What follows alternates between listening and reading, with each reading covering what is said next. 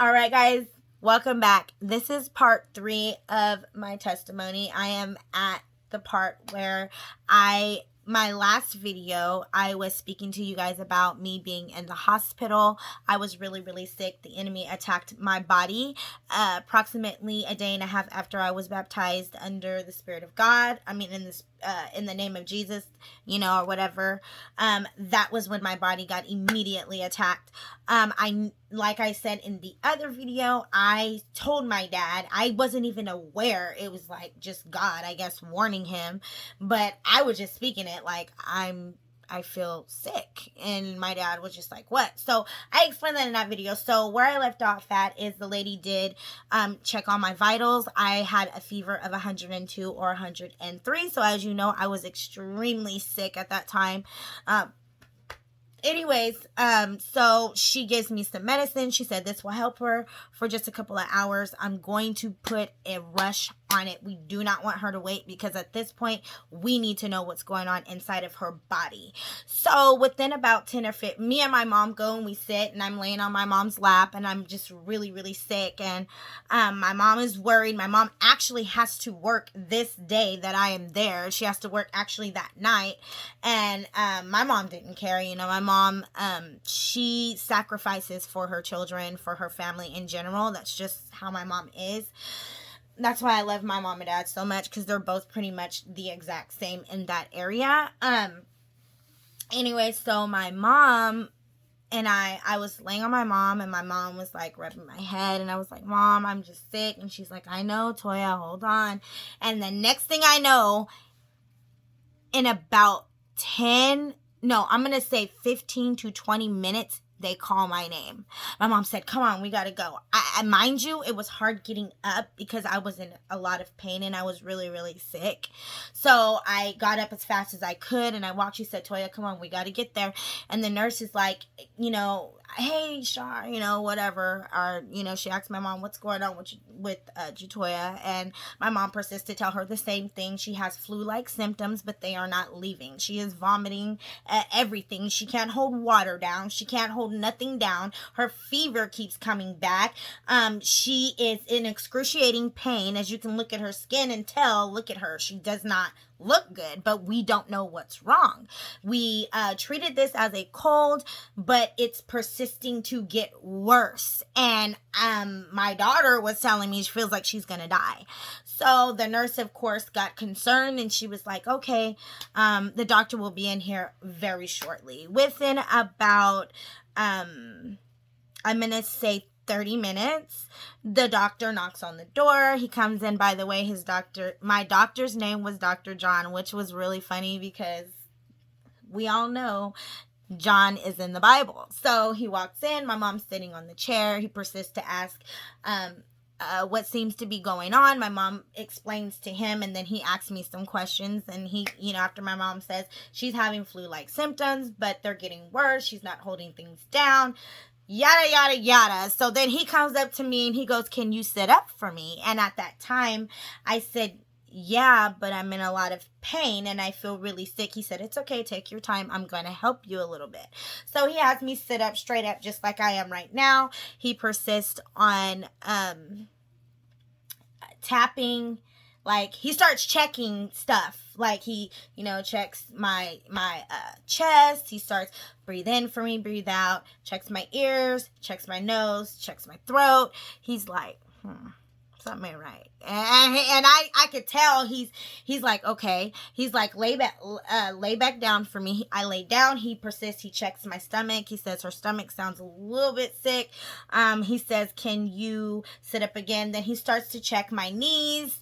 Of course, my reflex to my knees and stuff like that. And finally, he starts going to the back part, testing certain parts in the back. And he goes, when I tap here, does this hurt? And I said, no, sir. I said, it's sore, but it's not like pain. It's not like what I feel in other areas. He's like, okay. So he starts tapping and tapping, and he starts working his way down to about right here by my rib cage. I came out of the bed. He tapped on like right here in the back part, which is near the kidney. He tapped and he said, does that hurt? I said, that hurts. And he knew. He was like, what I thought. He said, so this can be 3 things. He basically told my mom, just through these little tests that I did, that's not enough information for me. I have to do a full blood analysis or whatever, which they're going to test my blood to see my blood count.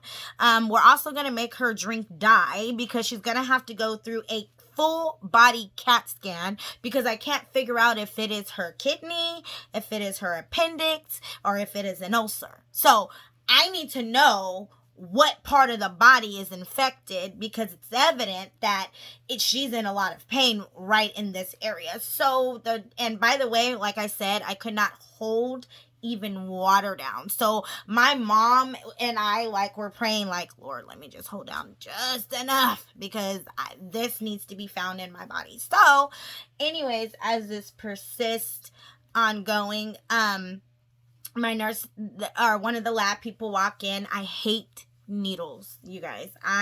Not that I just don't like them. I just don't like needles. Nobody does.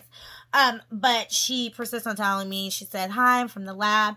She introduces herself to my mom. She says, hi, Jatoya, I'm here. I'm going to take your blood. And so I was nervous, but at this point I was so sick. I just was take it, hurry up and do it. So, they went ahead and they took my blood. She said those labs should be up within an hour, maybe 2 hours. I'm not really for sure. Then my nurse comes in. My doctor knows I am in excruciating pain. So, they moved me rooms. So I can be in a bigger room, and there was lighting and stuff, and my nurse comes in and she goes, okay, Jatoya, I hate to tell you this, but I have some good liquid juice to give you, and it's going to help, highlight the parts of the body that are infected. She said, so honey, I hate to make you do this, but I have to have you do this. She said, just to let you know, if you do throw up, I'll make a deal with you. If you don't throw up a lot, I won't say anything. I loved my nurse, okay? She's like, but if you throw up too much, I'm going to have to make you drink it again. So try it. She said, and I do realize your stomach is raw. So she gives me the dye. I drink the dye. Yes, I love lemon. So the dye kind of tastes like a lemony, like a short lemonade, but not, I don't know. It wasn't that bad like what I thought. But my stomach was raw. So I did throw up a little bit. I couldn't hold it down. I held it down for about 5 to 10 minutes, and my stomach was regurgitating once again. I threw up a little bit. My nurse comes in.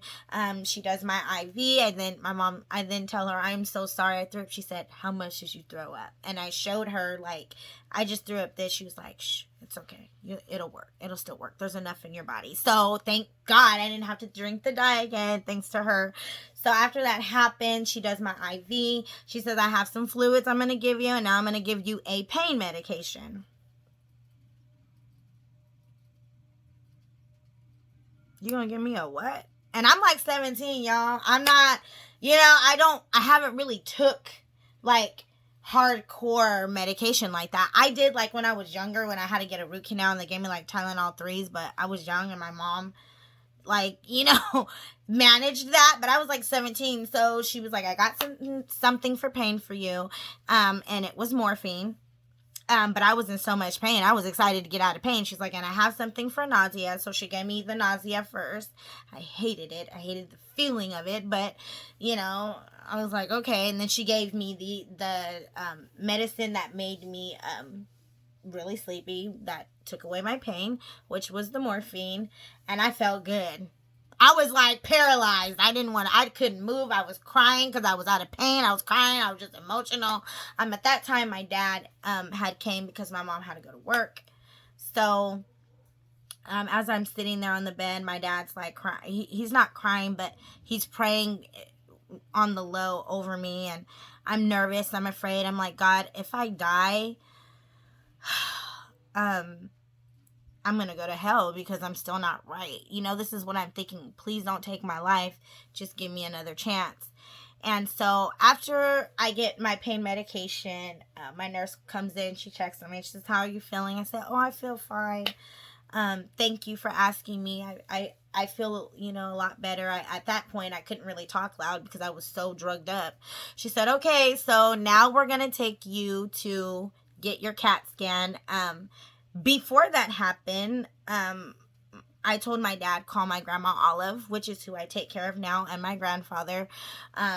I want them to come and pray over me. And so they did come before the CAT scan, and my grandma and them were like, what's going on? And my dad explained, and then they began to pray for me.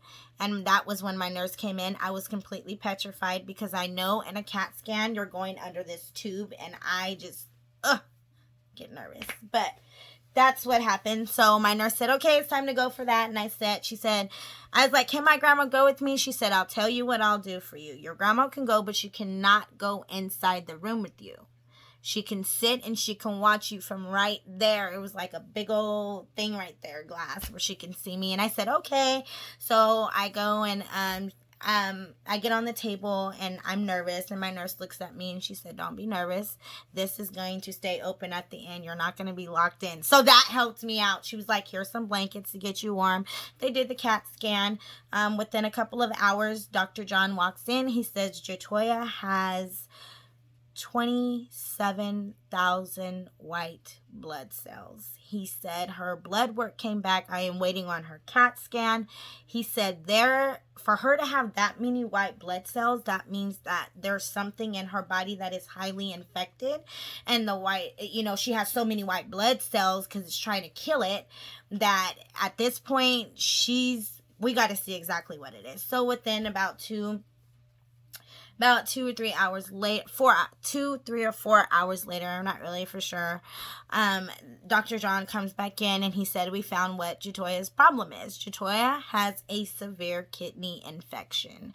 He said this infection has spreaded through her whole body. It has hit her bloodstream, and that's why she has an enormous amount of white blood cells. So at this point, I'm freaking out because I'm like, what? Like, I had no symptoms of a UTI, nothing like this. And he said some people don't. So that's the scary part. But I do believe that was the enemy, like, attacking my body. So I ended up, to make a long story short, being hospitalized. He said we cannot send her home. Her kidneys, it's going to take a miracle for them to get back where they need to be. And so we have to hospitalize her. And my dad and my grandma persisted to ask, well, how long? My mom, and they're like, probably about a week it's going to take. So, okay, so now I know, so I go up to pediatrics, which I really liked because all of my nurses there were really nice to me. They always made sure my pain wasn't there. They always checked on me. God bless me with really good nurses and doctors. And then my doctor at the time, she was Asian. She was so funny and cute and little. And she walked in, well, hi, Jatoya, how you doing today? And, and I would tell her, well, I'm getting better. So I was in the hospital for a week. My fever still would not break. My grandma and grandpa came back to the hospital and they prayed over me. And I said, Grandma and Grandpa, my fever will not break. And they said, it's going to break today. They prayed over me. Within a couple of hours, they left. My nurse, I had bad, ice packs under my arms, guys, because my fever couldn't break. They were giving me multiple medications to break the fever, but it still persisted on, not breaking. So after my grandparents left, about an hour and a half, 2 hours later, it was about time for me to take medicine again. And my nurse says, I got to check your temperature. It's vital time. I'm so sorry. I know you're tired, but I have to do it. So she checks and she goes, there's no fever. She said, your fever is completely gone. And I was like, my grandparents prayed for me, and that's why I don't have a fever. So that's when my journey with God showing who he was started with me. And I was just like, oh my goodness. And I knew my fever was broken because I didn't feel as tired. I didn't feel as sick. I didn't feel like, I could get up, I could talk, whatever. So I was feeling it, But they did find a few other issues. They said I had an ovarian cyst on my ovaries. They said that I might not be able to have children, which was evidently a lie because the day I left, me and my baby dad, my husband at that time, got together and bam, here came my oldest, which was the beautiful, lovely Sarai. And then we got married, and then, during our marriage, we had 2 more, and that was Lamaya and Jesse. They are beautiful children, but that's way on the other side. But anyways, so yeah, my fever broke finally. That was my first sign that God had me. I still was in that funk a little bit, but I was like, God's got my back. Like, he totally, like, this is gone. Like, wow. Of course, I still was on narcotics because I was still getting over, the sickness. I'll just put it this way before I end this video. I was basically almost to the point of dialysis. My kidneys were really that bad. I could have ended up on, having to have my blood filtered, but God worked a miracle. My last day at the hospital, or I didn't know it was, actually I had my 18th birthday at Memorial Hospital. Wonderful. Everybody came to say happy birthday to me in the hospital, but I was just glad that I didn't have this sickness, but I was like kind of sad, but then I was like, oh, well, at least, everybody came to see me and stuff like that. Whatever. So, after that happened, I'm going to say, I think it was about 2 days later, after my birthday, my nurse came in. She's like, well, your vitals are really good. So I don't know if Dr. Lynn or I don't know, but she was my pediatrician, and my nurse was like, she's going to come and see you in about a day and a half. So she's got some news for you. And so I waited, and I was like, yay, I get to see my doctor. So Dr. Lynn walks in. Hi, Jatoya. How are you doing? She's Asian. I can't do it right now. She's like, how are you doing? And I was like, oh, I'm better. And she was like, good. She's like, I have news for you. You get to go home today. And I was like, what? She was like, you get to go home. She said, your kidneys, it is a miracle. They are completely healed. There is no sign of infection. You can go home. You do not have to stay in the hospital. That was my journey. That was when I feel my real journey with God started. And I still had a lot more to go because I'm up in age, and that was when I was like 17, and I still did bad things, you guys. But you learn from those things. So I'm going to stop the testimonial. I will be uploading some more testimonials as I go along in this journey. This is just an introduction of what took place, the kind of things I went through, stuff like that. And I hope you guys stay tuned to this lovely channel. This channel is to give you more spiritual insight of who God is and what He is to you, because God loves you. And I love you. Until then, it's your girl, daughter of a king. See you. Bye, guys.